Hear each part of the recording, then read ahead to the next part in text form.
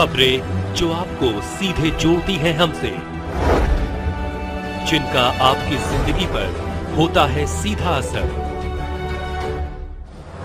खबरों की वही तस्वीर, बिना बदले बिना डरे, जज्बा सच का लिए, सच दिखाते हैं।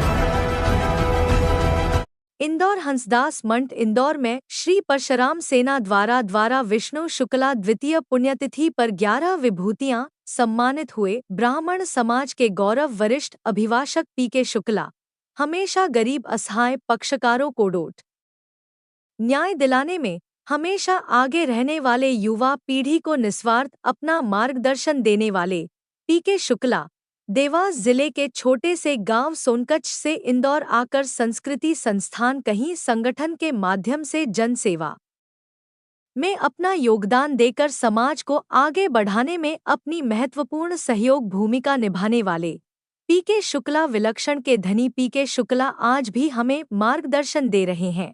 यह हमारे लिए अत्यंत सौभाग्य की बात है। आपके पिता के मार्गदर्शन आशीर्वाद से आपकी बेटी एडवोकेट अपूर्वा शुक्ला, जिनको पिताजी से विरासत में ही बचपन से समाज सेवा, गरीबों की मदद और अपने पिताजी के साथ में समाज सेवा में अहम भूमिका निभा रही है, जो ब्राह्मण समाज के लिए गौरव की बात है। सामाजिक, धार्मिक, पारिवारिक हर कार्यक्रम में विशेष भूमिका निभाती है। अपूर्वा बताया कि आज पापा को समाज द्वारा प्रत्येक चिन्ह देकर सम्मानित किया गया। यह मेरे लिए, मेरे परिवार के लिए और समाज के लिए गौरव की बात है।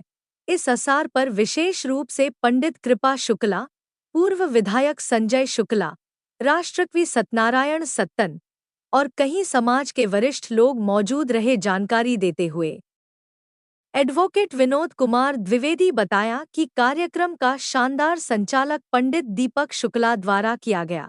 काले झंडे बताएंगे। विक्रम वर्मा तब उच्च शिक्षा मंत्री बने थे, उन्हें घुसने नहीं देंगे और मैं छात्र संघ अध्यक्ष कहा कि इनका मुंह काला कर देंगे। हम घबराए। बड़े भैया के पास मैं गया, मेरा सचिव था संजय करके। बड़े भैया के पास जाकर हमने कहा कि ऐसी ऐसी बात है संजय भाई, बड़े भैया ने जो प्रयोग किया, यदि वो प्रयोग आपकी दिल की एक एक वीणा के तार को स्वाभिमान से झनकृत कर दे, तो बड़े भैया के उस प्रयोग के संबंध में आपकी तालियां आनी चाहिए। बड़े भैया ने कहा तू बिल्कुल चिंता मत कर, आत्मविश्वास भरना उनका प्रमुख काम था। उन्हें कहा बिल्कुल चिंता मत कर। उन्होंने अपने घर काम करने वाले कोई बिटिया थी, गुड़िया रहा करती थी, उसको कहा कि एक टेप रिकॉर्डर लेके आ। तो संजय भैया आपके यहाँ बुश का टेप रिकॉर्डर था जिसमें दोनों तरफ बोंगे लगे होते थे। फिर उन्होंने कहा एक कैसेट खाली ला, तो कहीं से टीटीके की एक कैसेट खाली है, उसमें उन्होंने केवल एक वाक्य रिकॉर्ड किया, मैं क्रिश्चियन कॉलेज के वार्षिकोत्सव समारोह में आ रहा हूँ, भी हमारी है धन दौलत ऐश्वर्य, जैसे ही हम मरते हैं तो ये हमारी नहीं रहती, ये किसी दूसरे की हो जाती है, दूसरे के आधिपत्य में चली जाती है। दूसरी बीवी है हमारे रिश्तेदार, ये ज्यादा से ज्यादा शमशान तक हमारे साथ जाते हैं, हमारे मित्रगण, हमारे रिश्तेदार, और वहां जाकर भी मोबाइल पे कोई महत्वपूर्ण बात आ जाए धंधे की तो वो करने लगते हैं, इससे ज्यादा हमारे साथ नहीं जाते। और तीसरी बीवी है हमारा अपना शरीर, ये चिता तक हमारे साथ जाता है, ऊपर हमारे साथ नहीं जाता, ये जलकर धूल धूसरित हो जाता है। लेकिन चौथी बीवी है हमारे सत्कर्म। भगवान श्री कृष्ण गीता में कहते हैं कि ये सत्कर्म हमारे साथ ऊपर भी जाता है और अगले जन्म का निर्धारण भी सत्कर्म से होता है। विष्णु प्रसाद शुक्ला जी इसलिए आदरणीय है क्योंकि उन्होंने अपने जीवन में सत्कर्मों के महायज्ञ किए। यदि उन्होंने सत्कर्मों के ख्याल है संजय भैया 80 की बात है, जेल रोड की सोनारवाड़ा धर्मशाला में एक डिबेट और कविता पाठ प्रतियोगिता का आयोजन था और बड़े भैया उसमें मुख्य अतिथि थे। मैं तो छोटे से गांव से पढ़ने आया, मेरी पहली यहाँ पे स्पर्धा थी, वो उसमें संयोग से विजयी रहा। बड़े भैया ने उस समय मुझे 100 रुपए का नगद इनाम दिया, मुझे अच्छी तरह याद है, अनूप भैया, दीपक भैया। और नगद इनाम देने के बाद उन्होंने कहा कि कल घर लेने के लिए भेजूंगा गाड़ी। मैं राहू में रहता था एक झोपड़ी में, हम साथ में खाना खाएंगे। दूसरे हुए हैं आपके पापा और जो समाज के बहुत बड़े मतलब समाज सेवक रहे, तो आप इसमें क्या जानकारी देना चाहेंगे?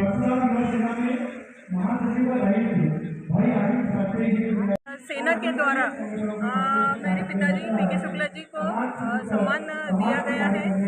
ये श्रद्धेय श्री विष्णु प्रसाद शुक्ला जी के याद में किया गया है और इसमें अनूप शुक्ला जी, विनोद द्विवेदी जी, संजय शुक्ला, प्रिया और प्रभाशंकर शुक्ला जी, जीतू भैया भी शामिल है और प्रोफेसर शर्मा जी भी यहाँ पे मौजूद है और काफ़ी ब्राह्मण समाज के जुड़े हुए व्यक्ति यहाँ पे जो वरिष्ठ जन हैं वो आए हैं। माननीय सत्यन जी भी आए हैं जिन्होंने पिताजी का सम्मान दिया, जिससे काफ़ी हर्ष का उल्लास है। आप जानते हैं कि आजकल बेटियां बहुत आगे बढ़ रही है और आप अपने पिताजी का नाम बहुत आगे बढ़ा रहे हैं, तो आप क्या कहना चाहेंगे?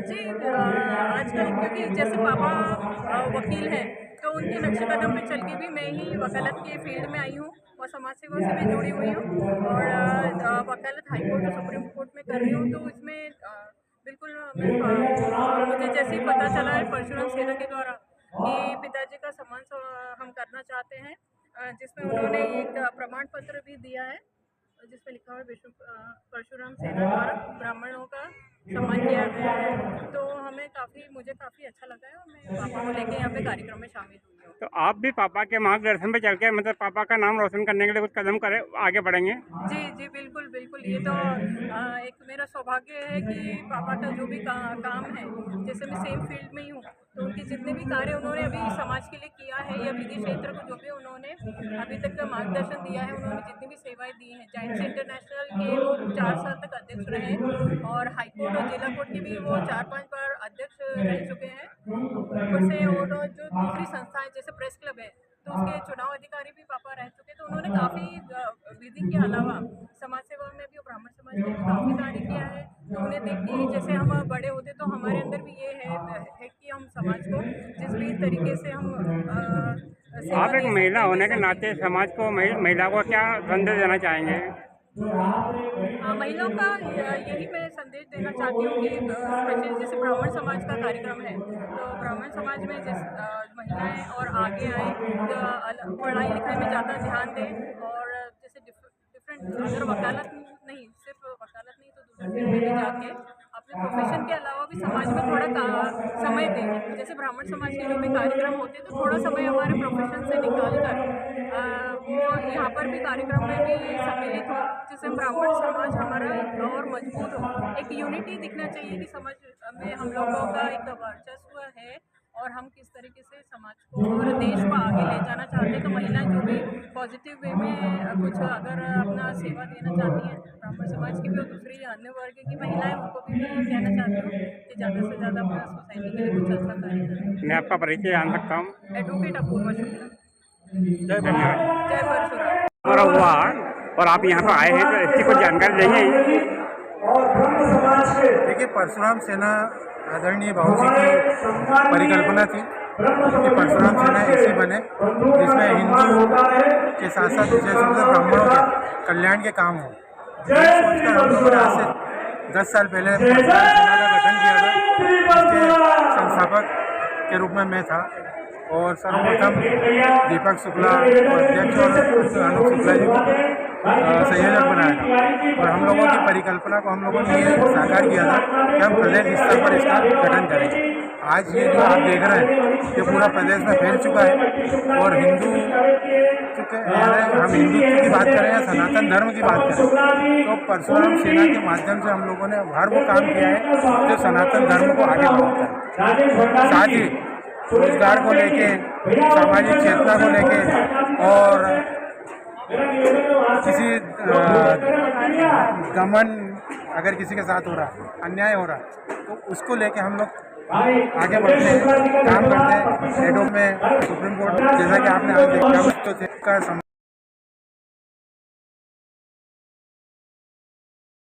चाहते हैं कि हम उनकी सेना के माध्यम से हर आतंकी का नाश करें। आप कैसे सहयोग करते हैं? कोई आपके पास मदद के लिए आते हैं तो आप सहयोग कैसे करते हैं उनका? जी, कोई आपके पास मदद के लिए आते हैं तो आप उनकी मदद कैसे करते हैं? देखिए, उसको जिस प्रकार की भी मदद की जरूरत पड़ती है, अगर हॉस्पिटलिटी की जरूरत पड़ती है तो हम उसकी भी मदद करते हैं। उसको अगर कहीं नौकरी या उसमें भी कोई प्रॉब्लम आती है वो भी मदद करते हैं। और कोई गरीब है, अगर उसे पुलिस सहायता की ज़रूरत पड़े या कोर्ट की ज़रूरत पड़े तो निःशुल्क उसका केस लड़ता है। इस प्रकार के कई केस हम लड़ चुके हैं। कई पुरानी आपने देखा होगा कि 4 साल की बच्ची का या वो जो दुष्कर्म हुआ था और हत्या हुई थी, तो हम उसके परिवार की आज भी सहायता करते हैं। नाम मैं नहीं लूँगा क्योंकि हमारे उसमें नहीं आता है कि हम जो काम करें उसका अपना यशोगान करें, हम वो नहीं करते। लेकिन सहायता हम उस व्यक्ति की करेंगे जो अपने आप को कमज़ोर महसूस करता है, हम उसको शक्ति प्रदान करने का काम करते हैं। आपकी निगाह में ऐसा कोई केस है जो आपके लिए परेशानी भी होगा और आपके लिए बहुत कठिनाई भी होगी? नहीं, आज की तारीख में तो एक कठिनाई वाला केस है कि आज पूरे देश में और प्रदेश में और इंदौर में ऑनलाइन गैम्बलिंग को लेके जो चीज़ हो रही है, जिसमें कई परिवार, कई युवा बर्बाद हो गए, उनको लेके मैंने एक जनहित याचिका लगाई हुई है और मैं उसमें चाह रहा हूँ कि मैं ज़रूर ही उस चीज़ को आगे ले जाऊँ। और जो उसके लिए जिम्मेदार है, जैसे उसमें फिल्म एक्टर हैं या क्रिकेटर हैं जो विज्ञापन करते हैं, उन सबको मैंने नोटिस भिजवा दिया है और आगे उन लोगों को इस लेवल तक लाऊंगा, मजबूर करूंगा कि वो इस प्रकार के काम न करें जिससे समाज में इस प्रकार की विकृतियाँ फैलें। ऐसा कोई केस है जिसकी मदद करने से आपको बहुत